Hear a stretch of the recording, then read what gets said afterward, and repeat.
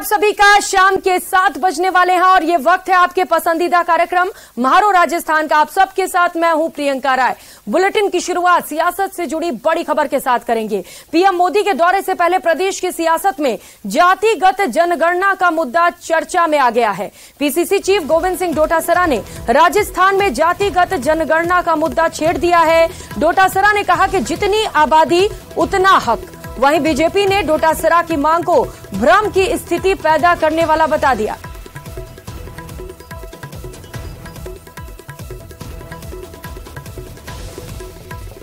तो जातिगत जनगणना से जुड़ी ये बड़ी खबर आपको बता रहे हैं, जिसे एक बड़ा मुद्दा बनाने की कोशिश कांग्रेस की ओर से मांग की गई, जिस पर बीजेपी ने अपना जवाब रखा है। जितनी आबादी उतना हक, डोटासरा की ओर से ये बयान सामने आए हैं। कांग्रेस की ओर से ये मांग रखी गई है, जिस पर बीजेपी ने अपना पक्ष रखते हुए ये कहा है कि डोटासरा की मांग को भ्रम बताया है। कहा है कि ये भ्रम की स्थिति पैदा करने वाला बयान है। तो अब ऐसे में सवाल ये है कि क्या जातिगत जनगणना एक बड़ा मुद्दा बनने वाला है 2023 चुनाव को लेकर? क्या जातिगत जनगणना भी एक बड़ा मुद्दा होगा, जिसे लेकर अब दोनों ही पक्षों की ओर से बयानबाजी का सिलसिला भी शुरू हो चुका है।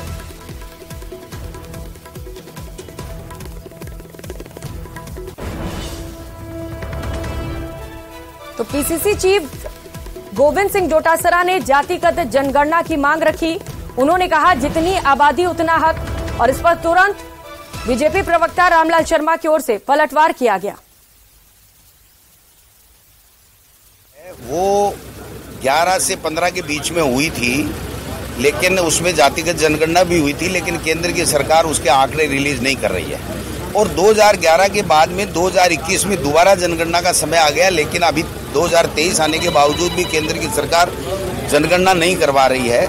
इसलिए हमने राजस्थान सरकार की तरफ से संकल्प भी पारित किया राजस्थान की विधानसभा में सर्वसम्मति से कि देश में जातिगत जनगणना होनी चाहिए, जिससे जिस वर्ग की जितनी आबादी है उसको उतनी योजनाओं का और आरक्षण का और सुविधाओं का लाभ मिले। लोगों को तोड़ना कांग्रेस की फितरत हमेशा से रही है, और अब जातिगत जनगणना का नारा देकर कांग्रेस लोगों के अंदर भ्रम पैदा करने की स्थिति पैदा कर रही है। बिहार के अंदर भी जातिगत जनगणना के ऊपर माननीय न्यायालय ने रोक लगा रखी है। जब माननीय न्यायालय की रोक के उपरांत भी कांग्रेस के नेता इस तरीके का संकल्प पारित करके लोगों को गुमराह करने की कोशिश कर रहे हैं, लेकिन देश की जनता जानती है वो कभी भी कांग्रेस के इस प्रकार के भ्रमित करने वाले बहकाव में आने का काम नहीं करेगी। और हमेशा इस देश को प्रगति के पथ के ऊपर कौन ले जा सकता है, इस देश को पूरी दुनिया के अंदर सिरमौर कौन बना सकता है, इस देश के अंदर गरीब का कल्याण कौन कर सकता है, जनता अब उसी के साथ है।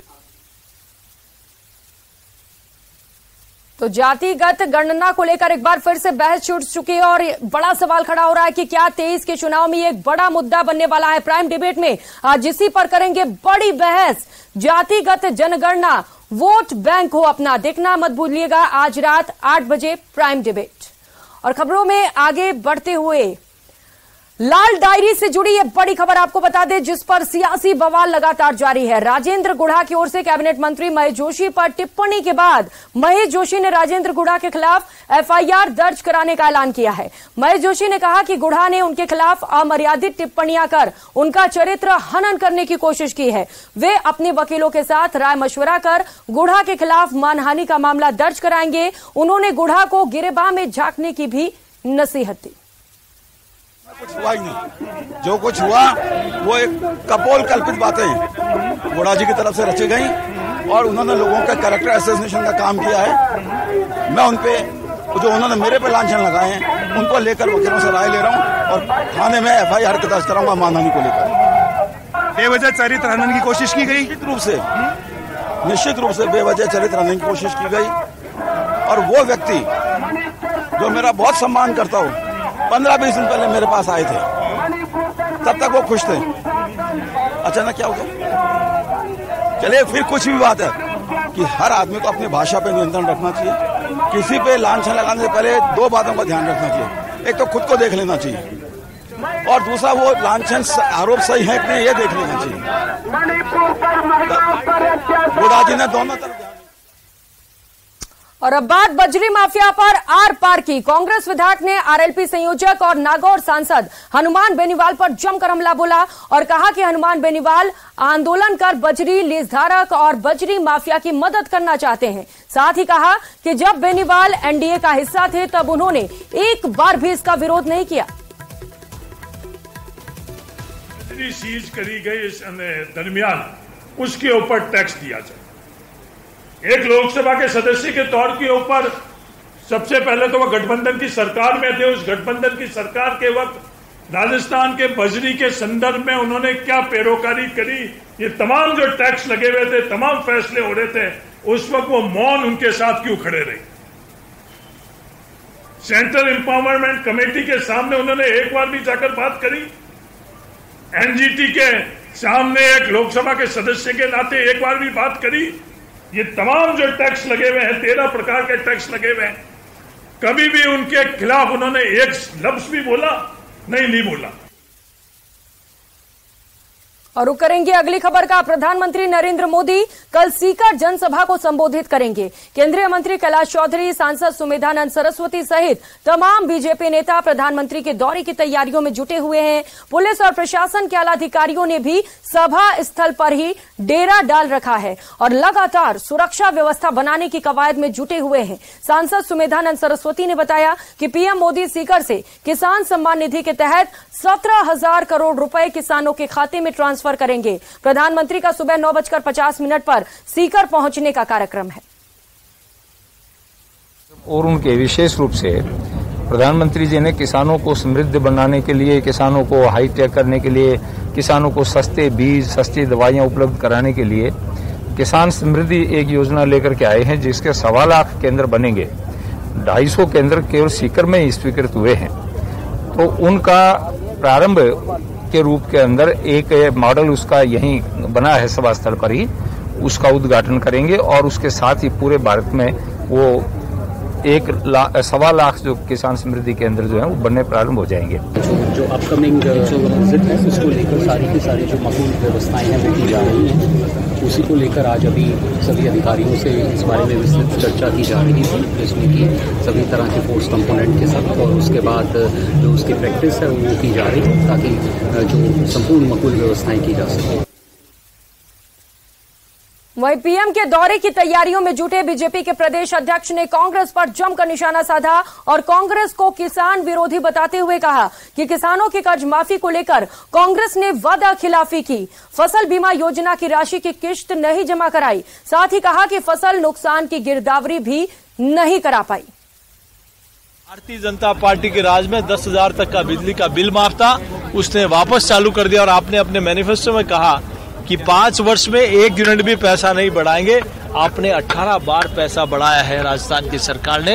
तो निश्चित रूप से सरकार किसान विरोधी है और भारतीय जनता पार्टी की सरकार ने और आदरणीय मोदी जी ने जो कहा वो किया और किसान को अन्नदाता मानकर उनकी समृद्धि के लिए, उनके उत्थान के लिए अनेक योजना ली। और अब बात चुनावी घमासान में सड़कों पर मचे संग्राम की करेंगे। नहीं सहेगा राजस्थान अभियान के तहत बीजेपी महिला मोर्चा की कार्यकर्ता कांग्रेसी विधायकों के घरों पर थाली बजाकर प्रदर्शन करती नजर आई। जयपुर में यूडीएच मंत्री शांति धारीवाल के सरकारी आवास के बाहर ये प्रदर्शन हुआ। थाली बजाकर महिला अत्याचार और कानून व्यवस्था को लेकर प्रदर्शन किया गया। प्रदर्शन को लेकर महिला मोर्चा का कहना है कि कांग्रेस सरकार में महिलाएं कहीं भी सुरक्षित नहीं है। सड़क से लेकर स्कूल, कॉलेज, कार्यस्थल पर महिलाएं सुरक्षित नहीं महसूस कर पा रही। सीएम गहलोत के जंगल राज के खिलाफ प्रदेश स्तर पर नहीं सहेगा राजस्थान अभियान चलाया जा रहा है। इस प्रकार का आक्रोश जो है वो तमाम महिला कार्यकर्ताओं में देखने को मिल रहा है। आज प्रदेश भर में ये प्रदर्शन जो है वो किए जा रहे हैं और इसी कड़ी में पहला प्रदर्शन जो है वो मंत्री शांति धारीवाल के घर के बाहर आप देख सकते हैं। महिलाएं जो है वो गेट पर जो है वो चढ़ चुकी हैं और यहाँ पर जोरदार तरीके से नारेबाजी जो है वो इस वक्त करती हुई तमाम महिलाएं जो है वो यहाँ पर नजर आ रही हैं। तो ये जो प्रदर्शन है, चूंकि देखिए पहले प्रदर्शन हर विधानसभा क्षेत्र में करने का ऐलान किया गया था और उसके बाद अब ये मंत्रियों के घर पर जो है वो प्रदर्शन करती हुई तमाम महिलाएं जो है वो नजर आ रही हैं। आप तस्वीरें में देख सकते हैं किस प्रकार का आक्रोश जो है वो देखने को मिल रहा है। शांति धारीवाल के अलावा भी कहीं जाएंगे आप लोग? बिल्कुल, पूरे दिन घेरेंगे इस सरकार को। आज ये समझती क्या है सरकार अपने आप को? ये राजस्थान जो प्रदेश जाना जाता था वीरों और वीरांगनाओं की भूमि के नाम से, आज उसको रेपिस्तान कहा जा रहा है। इस राजस्थान में आज ये हालत हो गई है कि यार 6 साल की बच्ची से लेकर 60 साल की वृद्ध महिला तक सुरक्षित नहीं है। आए दिन बलात्कार, आए दिन भ्रष्टाचार, झूठे वादे करते हो और एक भी वादा पूरा नहीं करा है। अब महिला शक्ति उठ चुकी है, जाग चुकी है और अब लगातार केंद्र सरकार पर कांग्रेस हमलावर, मणिपुर हिंसा पर जगे सरकार, गुनहगारों के खिलाफ कार्रवाई की दरकार, कांग्रेस से निपटने के लिए बीजेपी का प्लान चढ़ा परवान, नहीं सहेगा राजस्थान। तस्वीरें अनेक लेकिन मकसद एक, मणिपुर हिंसा के खिलाफ केंद्र सरकार को जगाना, गुनहगारों को उनके अंजाम तक पहुंचाना। मणिपुर हिंसा को लेकर राजस्थान कांग्रेस का पैदल मार्च प्रदेश के साथ राजधानी जयपुर में भी देखने को मिला। जयपुर में अग्रसेन सर्किल से कलेक्ट्रेट तक पैदल मार्च शुरू किया गया। जयपुर, कोटा समेत कई जिलों में कांग्रेस पदाधिकारियों और कार्यकर्ताओं ने पैदल मार्च करके केंद्र सरकार से इस पर एक्शन लेने की मांग की है ताकि शांति व्यवस्था कायम की जा सके। हम अगर मणिपुर में हिंसा बंद होनी चाहिए, मणिपुर की आग बुझनी चाहिए, मणिपुर में महिलाओं को और आम लोगों को न्याय मिलना चाहिए, सुरक्षा मिलनी चाहिए, प्रधानमंत्री जी को केंद्र सरकार को हस्तक्षेप करना चाहिए और मणिपुर में सख्त कार्रवाई करनी चाहिए। क्या आपको लगता है कि हालात विकट हैं इसलिए कांग्रेस को सड़कों पे आना पड़ा? बहुत विकट है हालात। ऐसा कभी नहीं हुआ कि 2.5 महीने से अधिक समय से घटनाएं चल रही हैं, देश के प्रधानमंत्री चुप हों। प्रधानमंत्री को वहां जाना चाहिए, गृह मंत्री को वहां जाना चाहिए, वहां आग को बुझाना चाहिए और लोगों में यह भाव होना चाहिए कि हम सुरक्षित हैं। बीजेपी के जो एमपी जीत करके उनके आदर्श गांव ढूंढ रहे हैं, उनको शर्म नहीं आती, वहां धरना दे रहे हैं। मणिपुर को राजस्थान को तुलना कर सकते हो? राजस्थान में अमन चैन और भाईचारा है। राजस्थान में रात को 12 बजे भी कोई भी निकल सकता है, कानून व्यवस्था 100 गुना अच्छी है। मणिपुर जल रहा है। आप मणिपुर को बीजेपी और कांग्रेस में बांट दिया। मणिपुर भारत का हिस्सा है, भारत माँ के सपूत है मणिपुर में भी सारे के सारे। ये तिरंगे की आन बान और शान का सवाल है। कांग्रेस और बीजेपी के झगड़े में मणिपुर को कमजोर नहीं कर सकते। हमारी राजनीतिक लड़ाई अपनी जगह चलती रहेगी, लेकिन तिरंगा हाथ में लेकर मणिपुर की घटना का समाधान करना सबसे ज्यादा जिम्मेदारी केंद्र सरकार की है। और यदि केंद्र सरकार को कोई डर लग रहा है तो बात कर ले, ऑल पार्टी मीटिंग बुला ले। पूरी कांग्रेस लड़ने और मरने को तैयार है। मणिपुर में दंगाइयों के भरोसे मणिपुर को नहीं छोड़ा जा सकता। कांग्रेस कार्यकर्ताओं ने मणिपुर हिंसा में पीएम मोदी से जवाब की मांग की।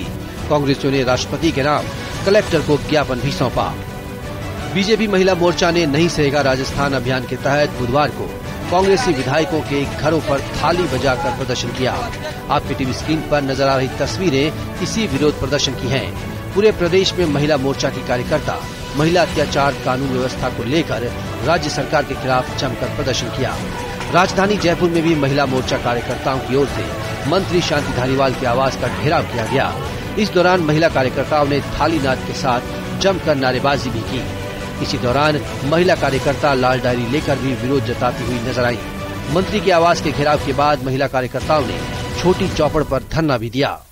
पीछे के पन्नों के ऊपर जो भ्रष्ट नेताओं की जो भ्रष्ट कारगुजारी छुपी हुई है, वो चाहते हैं हम कि गहलोत सरकार आए और जनता के सामने लाए। छुपे हुए क्यों है? इस मुद्दे को छुपाया क्यों है आपने?